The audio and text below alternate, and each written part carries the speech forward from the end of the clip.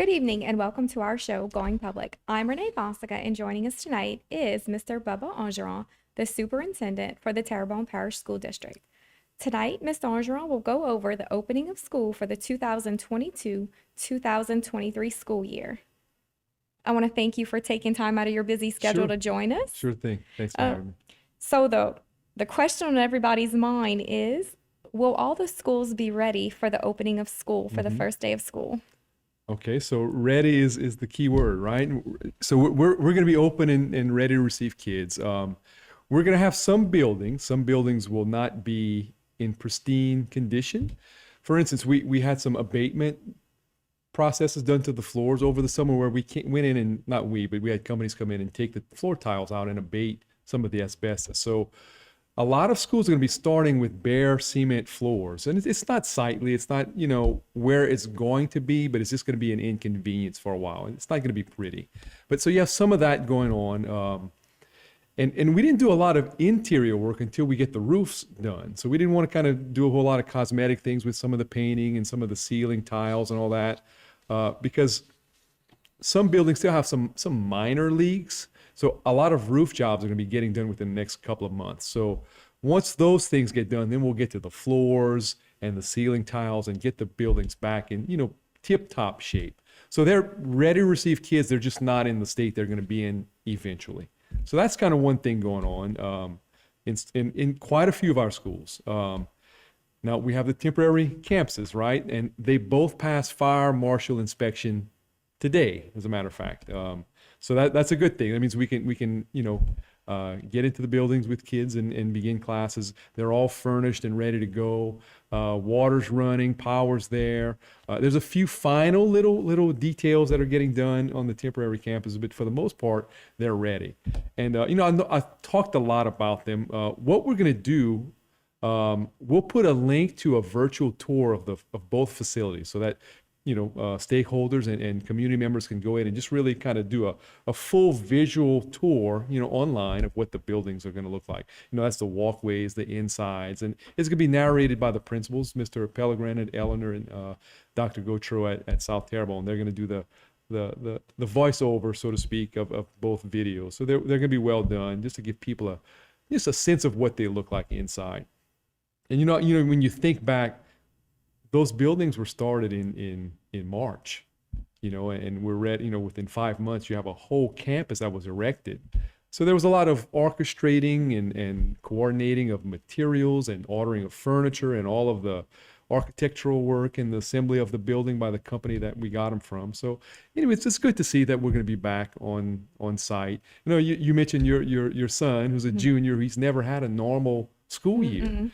So this is going to be as close to normal as possible. They'll have a normal schedule. They'll be on their campus, not in their building, but on campus.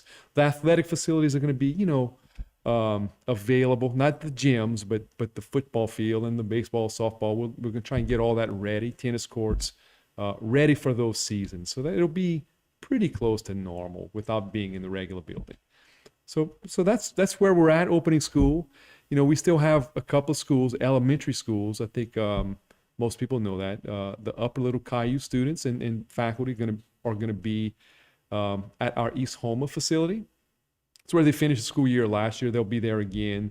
They're going to be all together. It's not the best of situations, but they're together. The building is in good condition, really good condition. So it's about as normal, other than being in their community. So we'll soon make some decisions on what's going to happen with the Upper Little Caillou site, as well as the Grand Caillou Elementary site. We're having discussions today about kind of where we're going with that. We're getting closer and closer with evaluations that are going to be submitted to FEMA. Some of that started being submitted, but we're waiting for FEMA to kind of give us their, approval, so to speak, on if we can move forward with either relocating that school somewhere else or building it on site. There's a lot that goes into those decisions, but we're ready to start communicating those results and those decisions, pretty soon.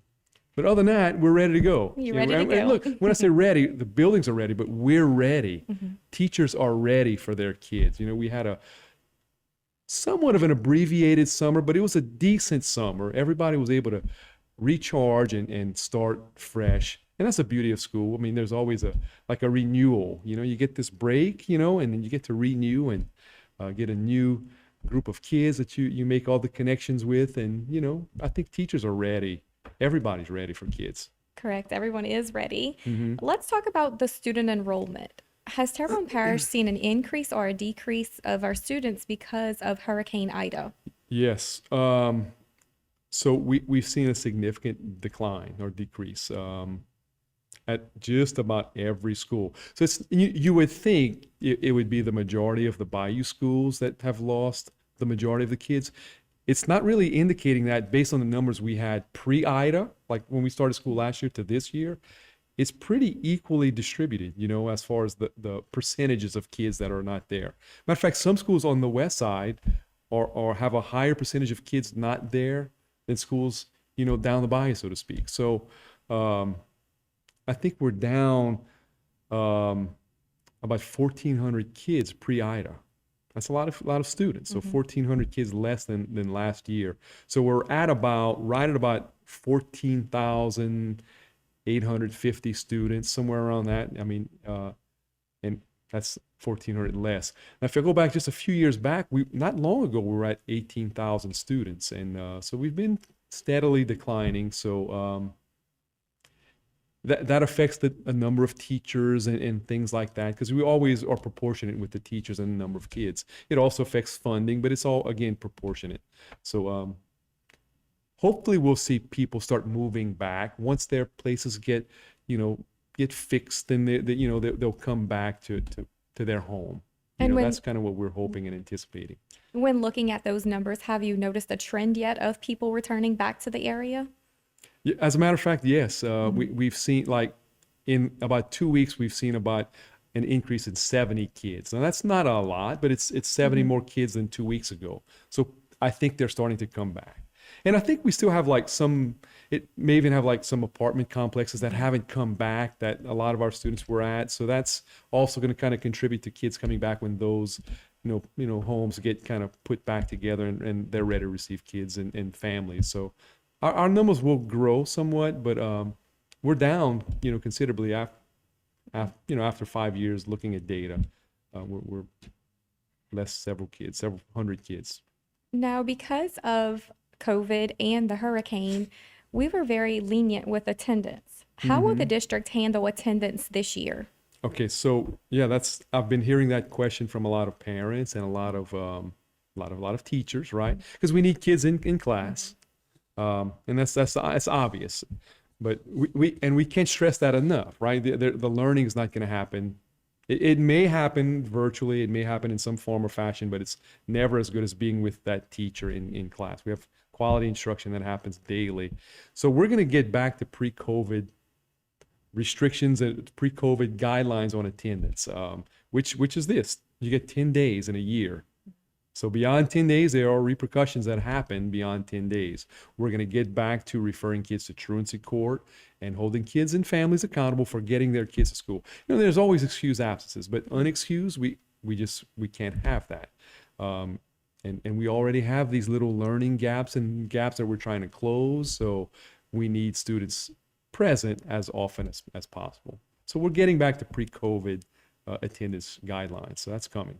Will students still be required to quarantine due to COVID, or are there still restrictions? Yeah, somewhat. It's a lot more lenient, so that's going to help us tremendously. And we'll take that on a case by case basis. But the very might use the word draconian at times quarantining, that's not going to be in place this coming year.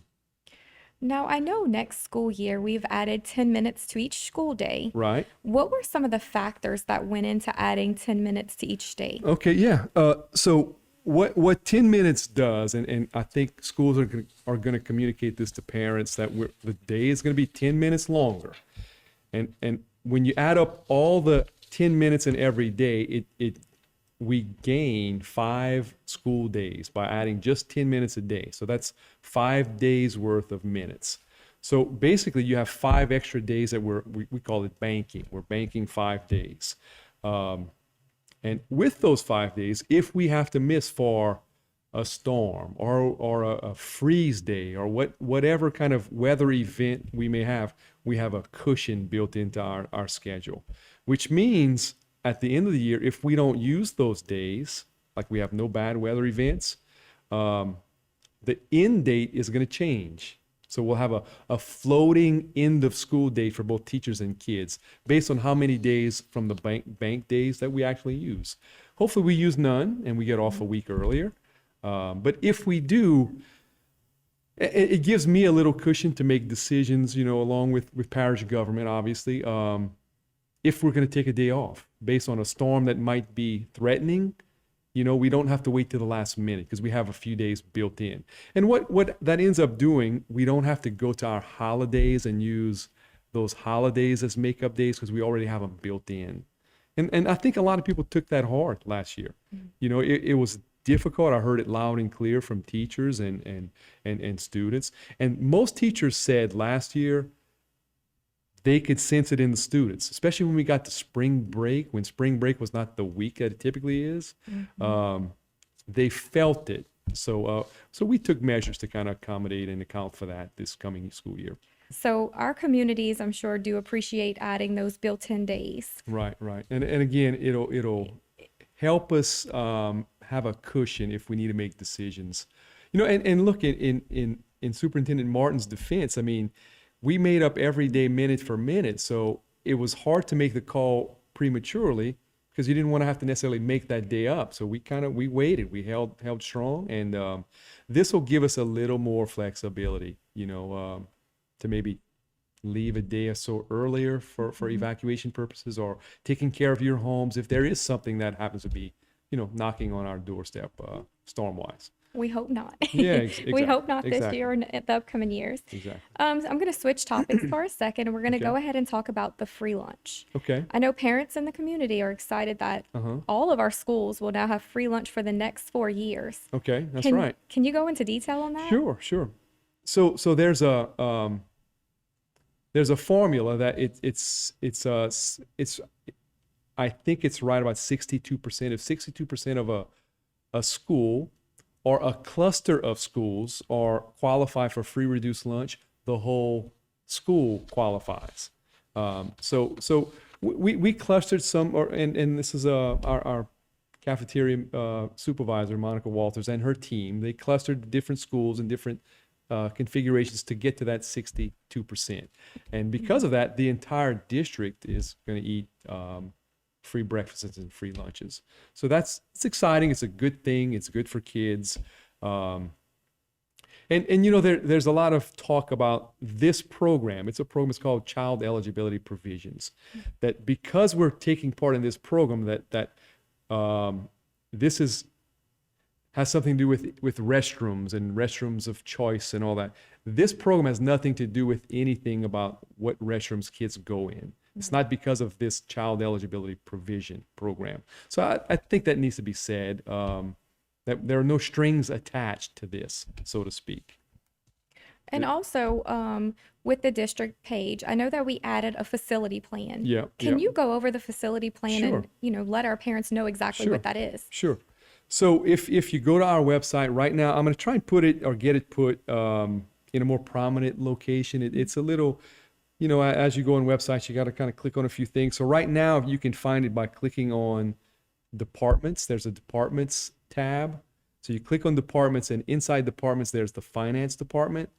You click on finance department, and you click on facility study, and it'll be there. So what this facility study is, and I have it on my phone here, it's the result of about 2 years of work from several board members. We had community input. We had people from different organizations, from Rotaries and Kiwanis clubs, and representing multiple groups, the chamber, and they all came to the table pre-COVID. And what we did, we set out to go to every school as a group of 10, 12, sometimes maybe 20 people, depending on how many people showed up. And we evaluated every school in our district together collectively. We had certain things we were looking at. We charted everything. Then we came back and discussed all of the things that we charted. And we did it was a study. We looked at everything from air conditioning to the aesthetics of the building, Um, conducive to technology infrastructure? Because some buildings are very old and they don't lend themselves to being able to accommodate all of the modern technology that we use. So a lot of those things were looked for, studied, and charted. This went into COVID, and COVID hit, right? So we had to kind of revert from actually going visit the schools to doing a virtual tour. So the principal did a virtual tour of the schools we hadn't gotten to, pre-COVID. So we finished off evaluating all the schools through this virtual tour. They made a report, and that report is what's on the website under finance facility study titled. So it's very detailed with all of the analysis and all the characteristics of each school. And then from that, it's not necessarily a very specific plan, but they have some recommendations. So if I look on page 12, right, there are recommendations. And some of them are kind of broad, but it just says stuff like this: improve and maintain security at all schools. So I can elaborate on that a little bit. Upgrade the HVAC systems at all schools. Well, we've kind of started doing that, some of that. One of our schools that's underway right now, and it's not quite complete, but it'll be ready for school, and that's Terrebonne High. Major air conditioning project. So that's kind of wrapping up. It was like all summer long, like right before school let out, they started the process, and it's like 3 floors, so it's a big job, but it's going to be done. They're cleaning it up right now. I mean, it's still dusty and all that work, so we're going to get it all clean and ready for when school starts. So that's coming. So that's one of the things, and that's just one school. We have multiple schools that have air conditioning systems that could use to be upgraded, right? Could use some upgrade. Do we have air conditioners that go out occasionally? Yeah, yes, a lot of places. So we fix them. We do as best we can of getting them fixed, but an upgrade or changing out is kind of what the committee recommended. So we're gonna move forward with that. I'm gonna present a plan, as a matter of fact, pretty soon about using some dollars we have, some from the ESSER funds, which is federal money, that could be used toward this kind of thing. So we're going to do that and do it relatively soon. It talks about eliminating the dependency on portable buildings. So Mulberry is a classic example. Mulberry might have had close to 20 portable buildings, kind of tucked away behind the main building, but the board in the past said, we need to address that. So they built a new wing that just got opened up for this school year right now. So there's a lot of those kind of things happening on some sites where there are portable buildings and modulars. And some of the modulars did well with the storm, some not so well. Matter of fact, but that's a once in a lifetime storm, hopefully. You know what I mean? So we just replaced a modular at Berg and a modular at Broadmoor. Now, they won't be ready. I said replace them. We're in the process of replacing them. They won't be ready till about Labor Day. So second week in September, they'll be able to get into those modular buildings. And they're like 10 classroom modulars. So the teachers and the faculty at both schools are really figuring out ways to kind of put teachers in spaces that are not necessarily, designated as classrooms. So the modules are going to help getting those back and up and running. So those are just a few things. If people want to look at this study, it's there. It gets into some site-specific things, like it talks about the Terrebonne High build a freshman center. Well, right now, what we have at Terrebonne High, we have kids and classes who are in portables. So that's one thing they recommend: do away with portables or look at alternatives to that at Houma Junior High's campus, which is. It worked in the past. It's not the worst of situations, but it's a far walk from kids who have classes there and in the main building. They can't make it in the time allotted for class exchange. So we've got to fix that. It's a problem. So we're looking at that. We're looking at options. But with all the stuff here, the storm is dictating and gonna, come first, be a priority for us before some of these kind of things happen. So we've got to get those schools that are not in their buildings, obviously, taken care of first. So that's going to be first. Then we'll kind of start looking at some of these types of upgrades to some schools. And if you look throughout the whole plan, there's a lot of language talking about investigate consolidation of 100-year-old schools. We have some of those buildings, and they did well in the storms, but they're just dated in many ways, safety and the technology conduciveness. I mean, we talked about that. They're infrastructurally not sound when it comes to those kind of upgrades in a school, a modern school. So there are things like that in this facility study that they recommend. Here's another thing, recommendation. Consider, this is the Fletcher building, right? Consider possibilities for school or administrative use. By my druthers, it would be a school. I think we talked about a magnet school often. It's a great location. So that's one thing we need to have discussion on and make a decision on that facility because it's there for our use. So facility study, that's where it's at. There's a lot of good information. If anybody would like to kind of peruse this whole study, it's worth a look. And I it's- know Go you ahead. mentioned safety. Can you Yep. quickly tell us what are some of the new protocols that will be in place this year? Okay, so this year, a couple of new protocols. We have the single point entry, right? Single point entry is simply it's a buzz-in system where a secretary will buzz in people that come to visit schools at one point of entry. This might be a whole nother topic, right? We can talk a lot about this one. So that's still in place. We're looking at the possibility of SROs in every school. Okay, so we're working with the sheriff, we're working with parish government on just a joint effort to get our schools accommodated with an SRO. The problem is it's a manpower issue. There are not enough SROs to kind of go around for every school. So this might be a futuristic kind of goal, something that we get done eventually. So we're looking at that, and I'd love to talk a whole lot more about the safety aspects of this coming school year and beyond at a later date, because I know we're kind of running low on time, right? Yes. Well, I want to thank you for taking time out of your day to join us. Sure. Thank you for the information, All right. for giving it out. We would like to thank you, our viewers, for watching. Don't forget to join us every Tuesday on Going Public. Good night.